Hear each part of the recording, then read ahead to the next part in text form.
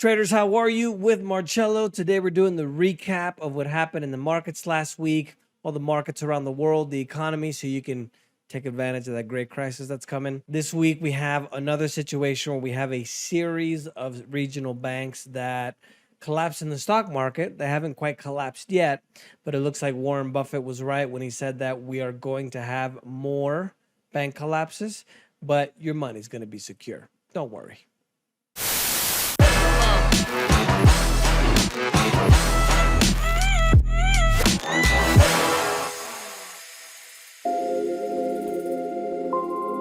Some of you that are a little bit younger may not remember the financial crisis of 2008. That's basically where the entire world financial system all collapsed. Literally, the reports supposedly say it was minutes away from collapse.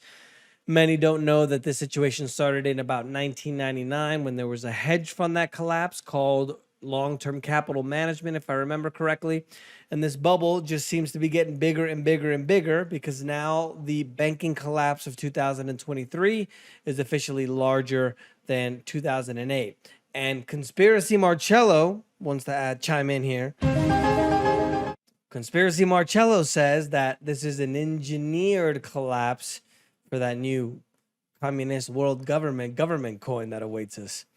Overall, for the week, markets were mostly negative. NASDAQ was the only one in North America that was actually positive.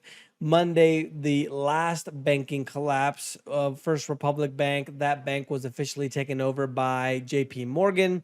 It kind of seems also that they want just these big banks to own everything, right? Like JP Morgan and Bank of America and Citibank, because then it's a lot easier to be able to institute this new government coin, which is what I very affectionately call kind of the new digital currency that the governments are going to have, the CBDCs. Wednesday, the interest rates were officially raised by the central bank in the United States to 25%. So now the rates are between 5 to 5.25%. This is the highest level in 16 years.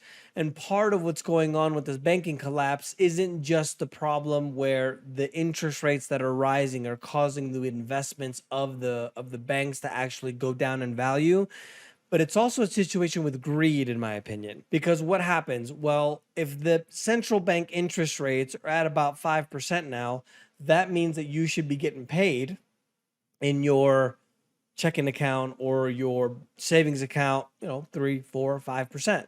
But what are the banks doing? They're leaving your interest rate at 0.01, 0.02.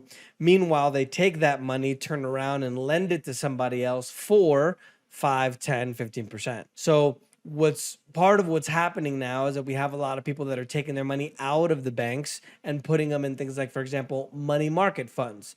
So the money's moving around, and obviously a lot of these regional banks that don't have enough capital aren't able to sustain the withdrawal, the continued withdrawal, I would say, of the money that's coming out of their banks. On Friday, we did have exceptional news on the U.S. payrolls report, which was stronger than expected. Not necessarily where the central bank wants to necessarily see, because they keep raising the rates due to the fact that they quote unquote see a strong economy. Not that bank failures are considered a weak economy, but this is putting a lot of pressure on them, because even though we have a situation where we do have all these banks collapsing because of their interest rate rises, we still have decent numbers when it comes to the economy in the U.S. Now, in the world overall, we had pretty weak economic data, and I'll get to that in just a second. The total amount of the bank collapses so far are $532 billion. This is larger, as I mentioned, than all of the bank collapses combined in 2008, which was 25 banks that failed. In overseas market news, the European stock markets were mostly mixed for the week. Russia and Istanbul were the biggest losers there. The Latin American markets were mixed as well. Africa and the Middle East mixed, with Egypt being the biggest loser. And then in the far, far east, Asia and that region, Australia, that whole market was mixed. Not a lot of big movements, mostly under or around 1%. Bitcoin and cryptocurrency news, not a whole lot of news in the space, but I do have an article here about a Texas committee passing a bill to create a 100% reserve gold and silver backed transactional currencies.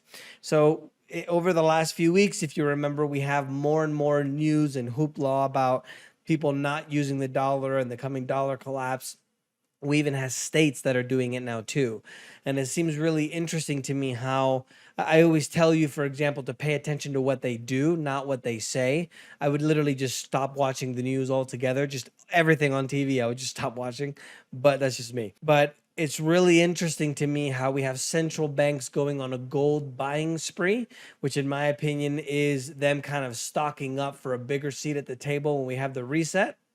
And also the states in the United States creating their own safe houses for gold and silver, and now even Texas. Not to say that it's going to pass, right? Because it's just a bill; it's not actually a law yet. But I thought that was really, really interesting. Bitcoin is lower this week after we had that huge surge over the last few weeks. It's now in a bit of a range. Went down 0.10% at about 29,300. I take that number on Saturday morning, so it moves quite a bit, so it might be up or down from there. And we had another meme coin, another trash coin that went up over 3,000% called Pepe. There was a trader that actually invested $3,000 and made over $3 million with his investments. In commodities, crude fell now it's on 4 months at its lowest level in 4 months on Tuesday. This is downbeat reports of the overall health of the overall global economy. U.S. crude went down by over 7% to 71.34, while Brent, which is the international crude, had 6 months of losses. They went down over 6% for the week at 75.30. Gold and silver solidly higher as people are reverting to their kind of safe haven assets. If you guys don't know what that means, basically when people get nervous and they think the world is going to end, they go to things that they think are secure, which generationally in history has always been gold and silver, or physical assets like real estate and things like that. Gold did hit a record high for the week, $2,085.40. It did pull back to 2019 to end the week there. And for the week, it went up 1.35%, while silver went up 2.46% to 25.77. Finance and banking news. Central Bank in Australia raised rates surprisingly by 25 basis points because the inflation, same tune as before, the inflation is too high. And then in the IRS data, New York and California saw a combined $92 billion in income leave their state from 2020 and 21. That's 3 times higher in 2021 from the figures that they had in 2019. It looks like people have finally had enough of their communism. High earning workers moved to lower tax states during COVID. The restrictions, and obviously, a big profile guy that did it, for example, was Joe Rogan. And since a lot of rules have changed with working from home and things like that, more and more people, especially high earners, are moving to these low-cost states. In Florida, for example, we have a law that says that the budget has to be balanced. Places like California, New York, I don't quote me on that, but I imagine they don't because they just have an endless amount of debt, which is why they keep trying to raise taxes on everybody forever, right? God forbid they ever try to reduce some of those expenses. U.S. national debt, speaking of uncontrollable spending, is at $31.7 trillion.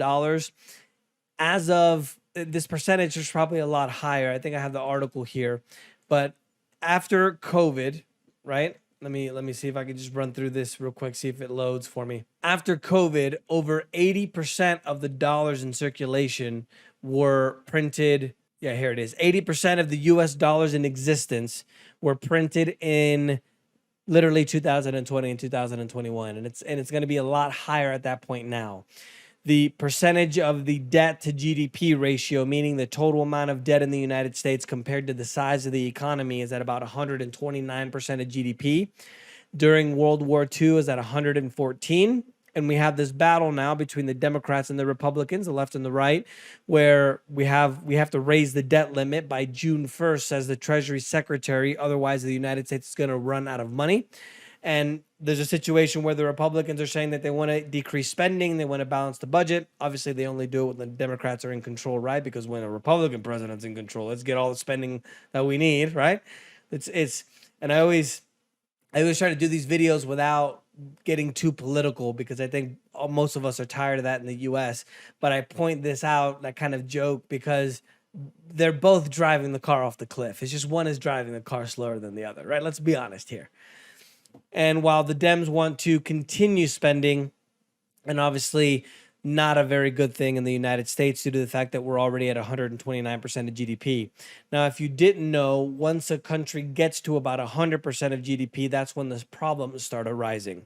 Now, the United States is in a special situation because they do have the reserve currency of the world, meaning that everybody essentially needs their dollars, essentially, but that is changing, remember, right? Because now a lot of people are starting to transact in their own currencies instead of the US dollar. But it's a big problem because ever since 2008, 2009, we have a situation where economies and governments around the world have gone accustomed to taking out debt to inject it in the economy, to seeing the economy grow. The unfortunate situation there is that once a country's debt gets to about 90% of its economy, every dollar of debt injected into the economy gets back less than $1 in return of a growth in the economy. So, you know, the United States, for example, right now at 129% of GDP, every dollar in debt that we put in, we're getting 50%, 50 cents, for example, or 60 cents, whatever the number is, back out, which isn't a good thing because it's just diminishing returns. And at the end of the day, it's not sustainable. So we'll see how that's going to work out. Not a lot of news in the political and economic space. In corporate news, Starbucks fell over 9% after they missed their analyst expectations for their earnings and fiscal and revenue for quarter two. The sales did grow by about 14%, over almost $9 billion, better than the forecast, but they didn't meet the earnings and the revenue for quarter two. Shopify rose over 23% on Thursday after they are announcing that they're going to cut over 20% of their workforce. I believe, if I'm not mistaken, they have 12,000 employees. They already cut 10% of their workforce in July, so they're going to be at a 30% reduction. The corporate America continues to do all the layoffs. And Shake Shack, the great hamburger chain, which I think is delicious, their shares went up over 16% after they beat analyst estimates. And Apple rose over 4% after they beat their analyst estimates as well. They reached $50 billion in sales for their flagship iPhone, and they increased their share repurchase plan by $90 billion to make sure all the executives get all those bonuses. In technology, the AI pioneer named Geoffrey Hinton, which is widely known as one of the godfathers of artificial intelligence, said that he recently quit Alphabet to try to warn humanity of the dangers of AI. He says it poses a bigger threat to humanity than climate change. And he quit at Alphabet, which is Google, if you didn't know, because he didn't want it to mar kind of Google's name. And remember, Elon Musk also told us a lot about that as well. An international event, Russia is claiming that Ukraine tried to assassinate Putin with drones on the Kremlin, which is kind of like the White House in Moscow, which is the capital of Russia, although they don't have any proof. They don't have any proof that the U.S. blew up the pipeline either, but... And crowds across the UK and world gathered on Saturday in London for the ceremony of the biggest waste of time and money, of taxpayer money in the UK, which is the ceremony of the crowning of Charles III. That's the news for this week, guys. Let me know if you guys have any questions. Don't forget to subscribe. And remember, the preppers are right.